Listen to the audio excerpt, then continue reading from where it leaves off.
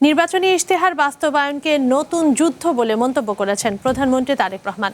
দুপুরে রাজধানীর কৃষিবিদ ইনস্টিটিউটে ছাত্রদল, যুবদল ও স্বেচ্ছাসেবক দলের মহানগর ও জেলার নেতাদের সঙ্গে মত বিনিময়ে তিনি একথা বলেন। প্রধানমন্ত্রী মনে করেন, দলের সমর্থন ও সমন্বয় ছাড়া সরকার সফল হতে পারবে না। তিনি বলেন, রাজনীতিতে আর গুম খুনের পরিবেশ ফিরিয়ে আনতে চায় না তার দল।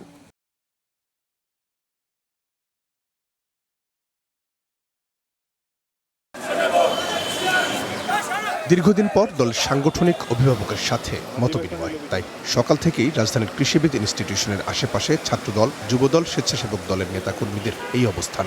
সভায় অংশ নেন বিএনপির সহযোগী এই তিন সংগঠনের সকল জেলার সভাপতি, সাধারণ সম্পাদক ও মহানগরের শীর্ষ নেতারা। সরকার গঠনের পর এই প্রথম কোনো সাংগঠনিক আয়োজনে প্রধানমন্ত্রী, ফলে তাকে কাছে পেয়ে নিজেদের প্রত্যাশার কথা জানান কর্মীরা। নেতাকর্মীদের প্রত্যাশা, প্রধানমন্ত্রী তথা সাংগঠনিক অভিভাবকের সাথে এই মতবিনিময় তাদের উজ্জীবিত করবে। নতুন কমিটিগুলোতে যাতে ত্যাগী ও পরীক্ষিত নেতাকর্মীদের মূল্যায়ন করা হয়, সেই দাবিও তাদের। 5 আগস্টের আগে যারা শেখ হাসিনার আমলাদের সাথে, কর্মীদের সাথে, ছাত্রলীগের কর্মীদের সাথে যোগাযোগ ছিল, তারাই এখন আইসা দেখা যায় ছাত্রদল, যুবদল বা বিএনপির কমিটিতে ঘাঁটি করতে চাচ্ছে। আন্দোলন সংগ্রামে অংশগ্রহণ করেছে, জেল খেটেছে, হামলা মামলার শিকার হয়েছে। আমরা চাই আগামীর কমিটিতে তাদেরকে যেন মূল্যায়ন করা হয়। বিগত দিনে যারা আন্দোলন সংগ্রাম করেছে এবং মামলা হামলার শিকার হয়েছে, তাদেরকে নিয়ে করা হোক। দলের নেতারা জানান, আগামীর বাংলাদেশ গঠনে বিএনপির নির্বাচনী ইশতেহার বাস্তবায়নে ভূমিকা রাখতে গুরুত্বপূর্ণ দিক নির্দেশনা দিয়েছেন প্রধানমন্ত্রী।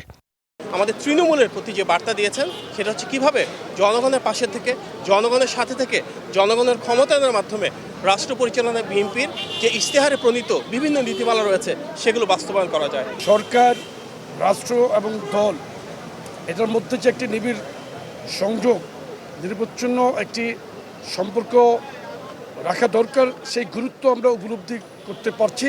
মানুষ আসলে সরকারকে নিয়ে কি ভাবছে বা তৃণমূল মানুষ আরও কি পরামর্শ দিচ্ছে, তারই একটি সুনির্দিষ্ট প্রতিফলন বা প্রতিনিধিত্ব আমরা আজকের এই মত বিনিময় সভায় দেখছি।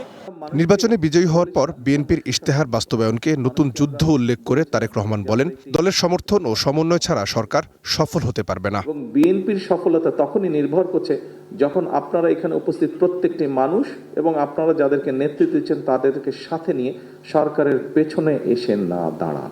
এর বাইরেই হলে আমরা সরকারকে কাঙ্ক্ষিত লক্ষ্যে নিয়ে যেতে পারবো না।